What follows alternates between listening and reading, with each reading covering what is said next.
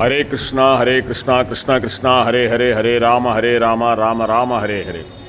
ఈరోజు విజయ ఏకాదశి 13/2/2026. ఈ విజయ ఏకాదశి గురించి ధర్మరాజుకి కృష్ణ పరమాత్ముడు చెప్తూ ఉన్నాడు.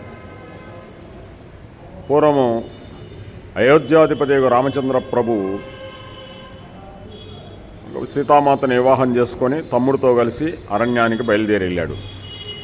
అక్కడ శూర్పణఖ ముక్కు చెవులు కోసేసి అరణ్యకాండలో సీతమ్మ అపహరణత రావణాసురుడు చాలా కోపోద్రిక్తుడై సీతమ్మ తల్లిని అపహరించకపోతే రామచంద్రమూర్తి అన్వేషణకు బయలుదేరితే మధ్యలో కబంధవధ జరిగిన తర్వాత సుగ్రీవుడితో పరిచయము, వాలిని సంహారము, హనుమంతుడు సహాయం తీసుకొని అంగుళీకరణ ఇచ్చి ఆ ప్రమదావనంలో అశోకవనంలో ఉన్న సీతమ్మ జాడ తెలుసుకొని వచ్చిన తర్వాత రావణాసురుడితో యుద్ధం చేసి మరి లంకకి సముద్రంలో సేతువు కట్టి అవతల ఒడ్డుకు చేరి రావణ కుంభకర్ణాది మహావీరులను తెగటార్చి తర్వాత సీతమ్మను పొంది 11,000 సంవత్సరంలో రాజ్య పరిపాలన చేసి ఎన్నో అశ్వమేధములు, వాజపేయములు, పౌండరీకములు చేసి మానవుడు ఎలా చరించాలి అనే దానికే గొప్ప రామావతారం. అయితే ఈ విజయ ఏకాదశి ఎందుకు చెప్తూ కృష్ణ పరమాత్ముడు చెప్తున్నాడు. ఈ విజయ ఏకాదశి రోజు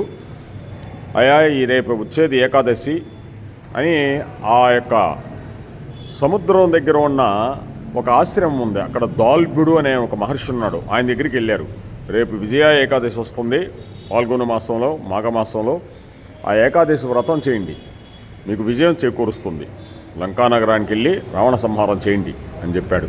కోసం మనందరికీ కూడా ఈ విజయ ఏకాదశి రోజు ఏ పని మీరు మొదలుపెట్టినా, అంతేకాకుండా సర్వ పాపములకు కూడా విజయ ఏకాదశి మనకి భగవంతుడు అనుకూలిస్తాడు. ఏకాదశి చేయాలి ప్రతి ఏకాదశి. ఇది విజయ ఏకాదశి అంటే. అందుకే విజయం చేకూర్చాడు రామచంద్ర ప్రభు.